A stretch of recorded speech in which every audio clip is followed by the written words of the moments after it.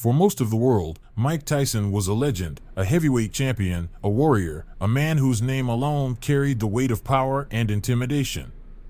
But there were things about him the cameras never captured, stories that never made headlines, moments where the fighter wasn't in a ring, but still fighting for something real.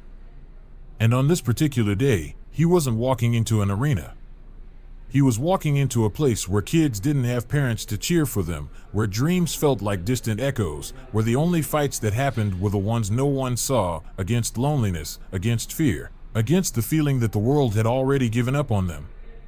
As he stepped through the entrance of the children's home, the usual noise of laughter, scattered conversations, and restless movement slowed. Heads turned. Some kids whispered. Some stared. Most of them had never seen him in real life, only in highlights, only in movies, only as a larger-than-life figure who had nothing to do with their world. But there was one boy. A boy who didn't whisper. A boy who didn't just see Mike Tyson, but recognized something in him. And in that moment, Mike saw something in the boy too. Something that reminded him of himself. Something that made him realize this visit wasn't going to be like any other. Because today, he wasn't just here to meet these kids. He was about to change a life. Mike had been in countless rooms that fell silent the moment he walked in. But this one felt different. The children's home wasn't a place of flashing cameras or roaring crowds. It smelled like old books and floor cleaner, like cafeteria trays and something faintly familiar, maybe the kind of air that only existed in places where kids stayed but never really belonged. He adjusted the sleeves of his jacket as he stepped further inside. The usual noise, the distant clatter of dishes, muffled conversations, laughter, had faded the second he crossed the doorway. Kids turned to look. Some whispered, nudging their friends. Others just stared, wide-eyed. Mike was used to that. He wasn't used to the feeling that came with it. Because this wasn't an arena. No one here was cheering for him. No one was asking for autographs. They were just watching, unsure of what to do with him. And then he noticed one boy. He wasn't whispering. Wasn't nudging anyone. He just stood there, eyes locked on Mike, like he recognized something the others didn't. Mike felt it too. Something about the kid, the way he stood, the way his expression didn't change, the way his eyes weren't filled with awe, but something else reminded him of himself. And in that moment, he knew. This wasn't going to be just another visit. The woman in charge of the children's home, a thin lady with tired eyes and a warm but practiced smile, introduced herself with the kind of energy people use when they've repeated the same speech 100 times before and don't expect anything new to come from it. She was polite, professional, and clearly grateful that someone like Mike Tyson had chosen to visit, but there was also a guardedness to her tone, the kind that came from years of managing expectations, from knowing that not all promises lasted, and that for some of these kids, hope was a fragile thing that had been broken too many times already. Mike listened, nodding at the right moments, his expression calm, but his mind wasn't fully on her words. It was on the room, on the air, on the way the kids moved, on the way they looked at him, some with excitement, some with confusion, some with indifference, like they had seen people come and go before and didn't expect this to be any different. And then, his eyes landed on him. Among the shifting bodies, the turned heads, the hushed whispers, there was one boy who didn't move like the others, didn't whisper to his friend, didn't try to catch someone's eye to share the moment. He just stood there, hands in the pockets of a hoodie that was slightly too big for him, shoulders set in a way that was neither defensive nor relaxed, eyes locked onto Mike like he wasn't just seeing him, but studying him, like he was trying to figure out something deeper than the obvious. Mike had met a lot of people in his life, had seen every kind of look a person could give him, adoration, intimidation, envy, respect, fear, but this wasn't any of those. This was different. It wasn't the look of someone meeting a celebrity. It was the look of someone recognizing something familiar.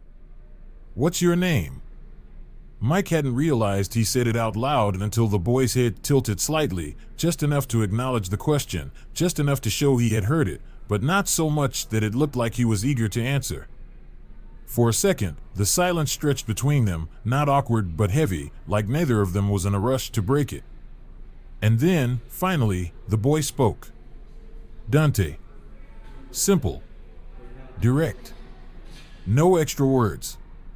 No explanation. Just his name, given without hesitation, but also without effort, like it was just a fact, like it didn't carry any weight, even though Mike had a feeling it did. How long you been here, Dante? The boy shrugged, a slow, almost uninterested motion, as if the answer itself wasn't important. Couple years. No details. No backstory.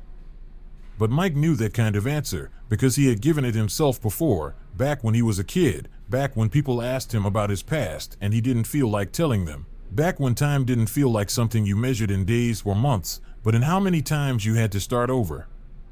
A couple of years in a place like this meant something different than a couple of years anywhere else. Mike didn't press him. He had learned a long time ago that the most important conversations weren't always the ones that filled the air with words. Sometimes, the silence between the words was louder. Dante didn't look away, didn't fidget, didn't try to end the moment with a joke or a question. He just stood there, letting the quiet settle, letting Mike see him exactly as he was, without trying to be anything else. And Mike respected that. The woman leading the visit glanced between them, her practiced smile faltering slightly, her hands clasped in that polite way people do when they're trying to move things along without making it obvious. We have a little tour planned, if you'd like, she said, directing the words more at Mike than Dante, trying to reclaim the flow of the visit. Mike nodded, but he didn't move yet. Because Dante was still there. And something about the way the boy hadn't stepped back, hadn't dismissed the conversation, made Mike realize that this moment wasn't over yet. Dante didn't say much, but he didn't need to. His posture, his expression, the way he held himself, it all told a story, one that Mike could read without needing subtitles. This was a kid who had learned to expect little and take even less, a kid who had been watching the world from the outside long enough to know that it rarely invited people like him in. Mike knew that story, because once it had been his. Most kids in this home probably knew who he was, maybe from old fights, maybe from movies, maybe just from hearing his name, but Dante wasn't looking at him like a famous boxer. He was looking at him like someone who had been where he was. And that was different. Because admiration fades. But recognition? That sticks. Mike wasn't sure what made him say it, wasn't sure if it was instinct or something deeper, but before the moment could pass, before the weight of it could slip away into just another interaction that didn't matter, he spoke again. You box? Dante blinked once. Not surprised, not excited, just processing. And then, finally, he answered. A little. And that was enough. The rest of the visit continued as planned, introductions, polite conversation, a tour, but for Mike, something had already shifted. Because he wasn't just here to shake hands and take pictures anymore. He was here because of a kid who didn't whisper. A kid who didn't just see him, but recognized him. And in that moment, Mike knew this wasn't just going to be another visit. This was the start of something real. The room buzzed with excitement, kids tossing questions at him like they were throwing punches, quick, eager, barely waiting for answers. Some were asking just to ask, some wanted to impress their friends, and some were genuinely curious, hoping he'd drop some secret about how to be strong, how to be fast, how to be something more than just a kid in a place like this. Mike smiled, answering in that easy way he had mastered over the years, giving them just enough to keep them entertained. But his focus wasn't on them. Not really.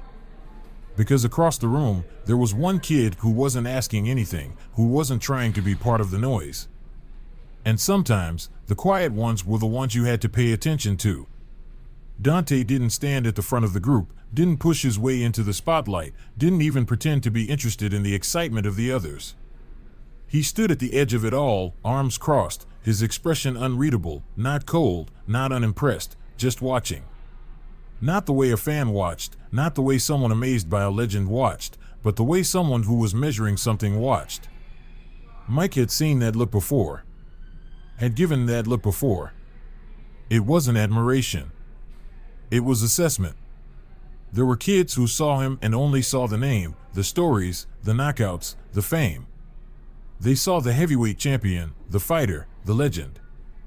But Dante wasn't looking at him like a legend. He was looking at him like a man. And that was different. Someone asked him to throw a few punches, just to show them how it was done.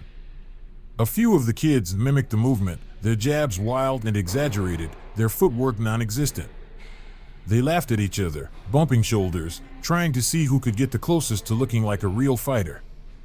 Mike played along, showing them a proper stance, a quick snap of his fist, the kind of small, controlled power that made a real punch dangerous. The kids cheered. Dante didn't.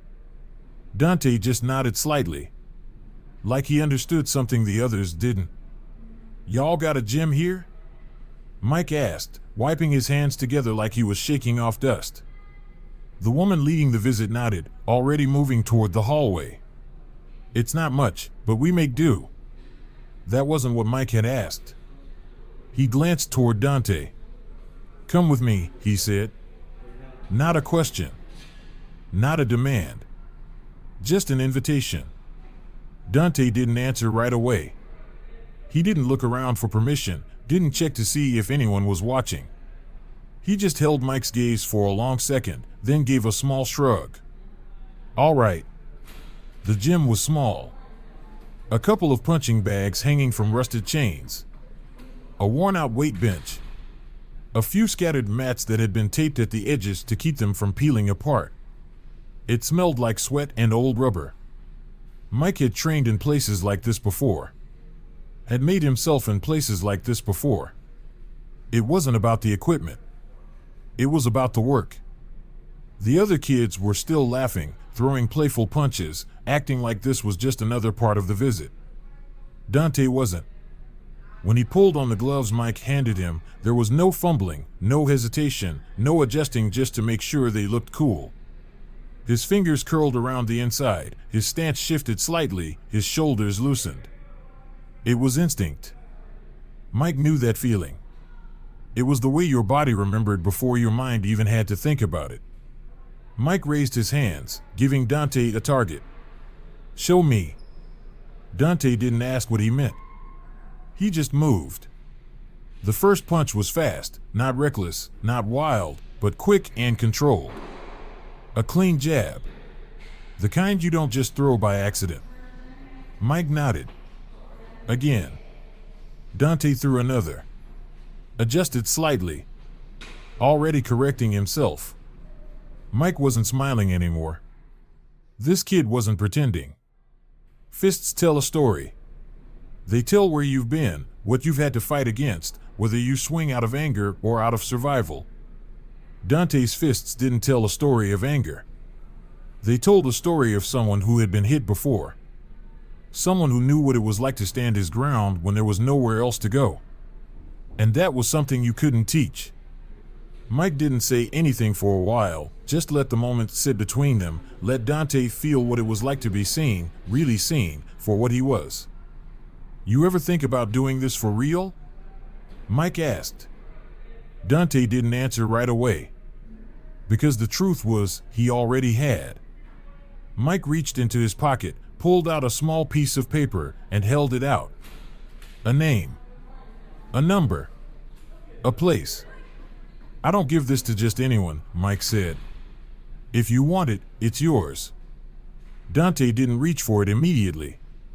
But when he did, when his fingers closed around the paper, Mike already knew. He had made up his mind. And now? Everything was about to change. Mike had walked through 1,000 gym doors before, each with its own smell of sweat and leather, each filled with fighters who had something to prove, men who carried their stories in their fists, trainers who had seen every type of hunger a person could bring into a ring. But stepping into this gym, he wasn't met with the usual sounds of jump ropes slapping against the floor, of speed bags rattling under precise hands, of trainers barking corrections at kids who were too tired to listen but too determined to stop. This gym was different. The air was still. The walls were old, the mats frayed at the edges, the punching bags sagging from years of weight pulling them down. There was no roar of a crowd, no scent of liniment oil, no metallic clang of weights being racked by bodies desperate to grow stronger. There was just a quiet space where kids came to move, to burn energy, to let out whatever they weren't allowed to say out loud. And standing in the middle of it, taking it all in, was Dante. The punching bag closest to the door was covered in duct tape, patches slapped over holes that had been hit through the fabric over the years. A row of free weights lined the back wall, most of them mismatched, some rusted at the edges, all of them collected over time from donations or leftovers from trainers who had come and gone. A set of gloves sat on the floor, the leather cracked, the padding worn thin, the laces frayed from too many hands pulling them too tight. To anyone else, this place might have looked like a lost cause. To Mike, it looked like home. Because a gym wasn't about the equipment. It was about what a person could become inside it. The other kids had followed them in, still joking, still talking too loudly, still throwing fake punches at each other like they were already in a championship fight. They laughed as they hopped onto the mats, tried balancing on one foot, tested out the weight of the jump ropes like they were toys. But Dante didn't join them. He stood by the wall, watching, measuring, like he was trying to figure out if this was a place where he belonged. Mike didn't tell Dante to step forward. He didn't call him out in front of the others, didn't force him into the spotlight. He didn't have to. He just walked over to a pair of gloves, picked them up, and tossed them toward the kid without a word. Dante caught them without hesitation, his fingers curling around the laces, his shoulders rolling back slightly as he turned them over in his hands. He didn't smile. Didn't act like it was a big deal. But he didn't put them down either. The laughter in the background started to fade. The other kids, still messing around, started watching now. They weren't sure why. Something had changed. The energy in the room had tilted. And Mike could feel it, Dante could feel it too. This wasn't play anymore. This was something else. Dante didn't ask what he was supposed to do. He already knew.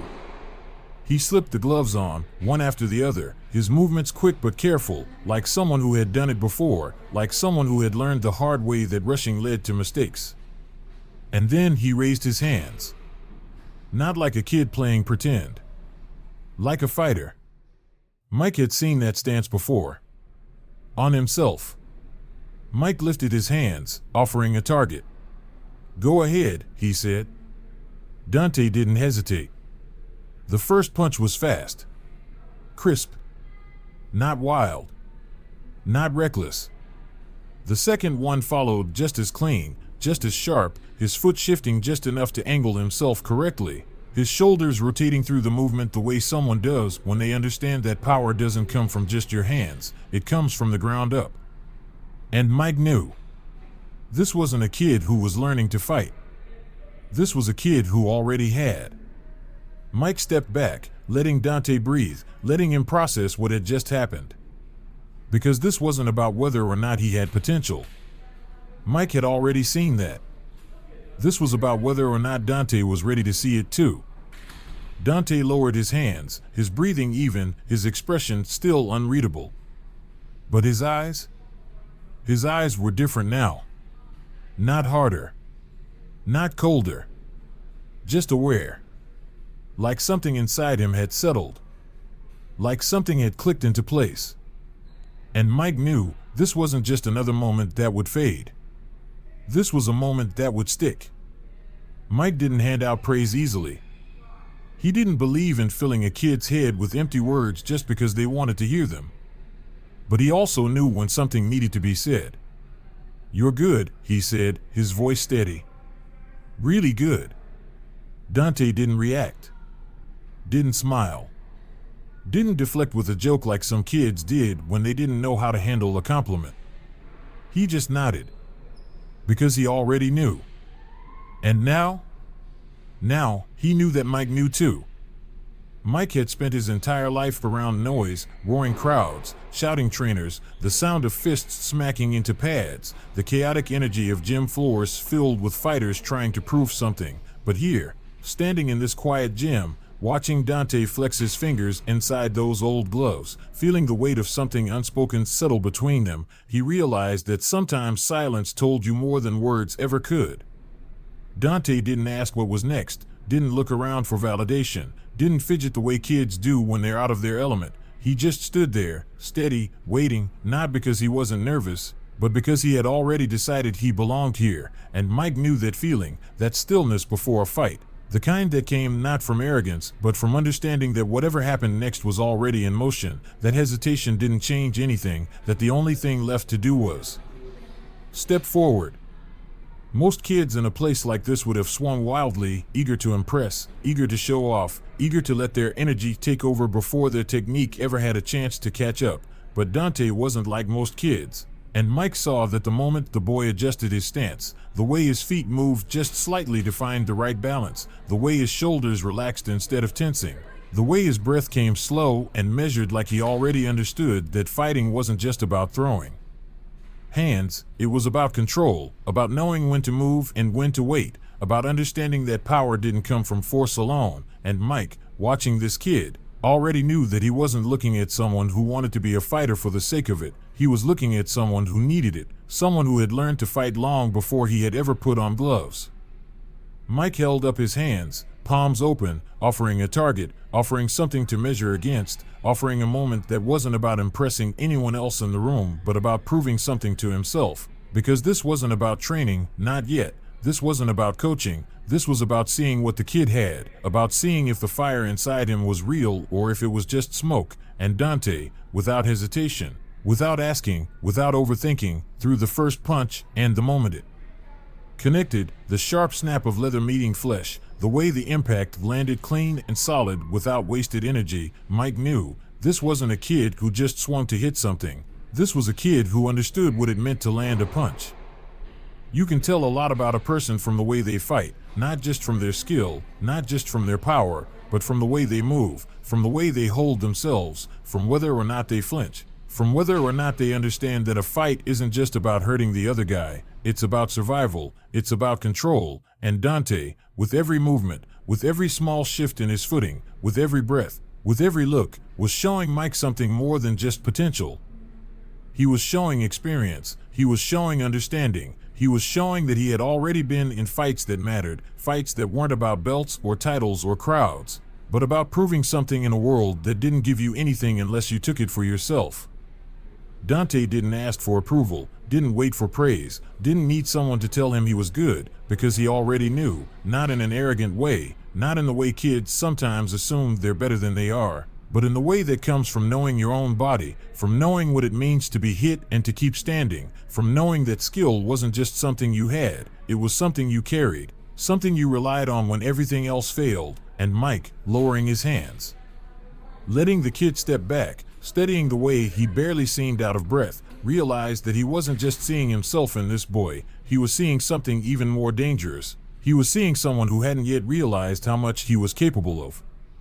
Most kids, when they started boxing, thought power was everything, thought the harder they hit, the better they were. But Mike knew better. Mike knew that real fighters weren't the ones who hit the hardest. They were the ones who hit at the right time, who knew when to take their shot, who understood that precision mattered more than brute strength. And Dante, standing there, waiting for whatever came next, had already figured that out, because he wasn't swinging wild, wasn't trying to show off, wasn't burning himself out trying to make an impression. He was just moving the way someone moves when they trust their body, when they trust their instincts, when they trust that they already know what to do. You ever think about doing this for real?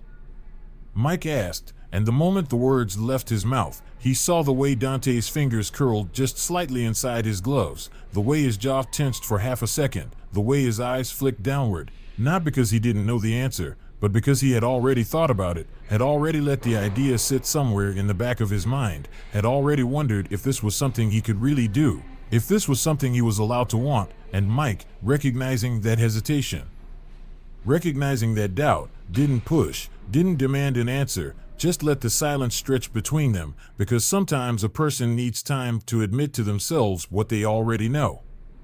Mike reached into his pocket, pulled out a small piece of paper, unfolded it, and held it out, not forcing it into Dante's hands, not pressuring him, just letting it be there, letting the kid decide what to do with it. Because this wasn't a gift, wasn't charity, wasn't something being handed out to just anyone. This was an opportunity, and opportunity only meant something if you were willing to take it. And Dante, staring at that paper, staring at the name and number written on it, didn't grab it right away, didn't rush, didn't let excitement override the weight of the moment. He just stood there, thinking, deciding, knowing that once he reached for it, once he took it, things would be different.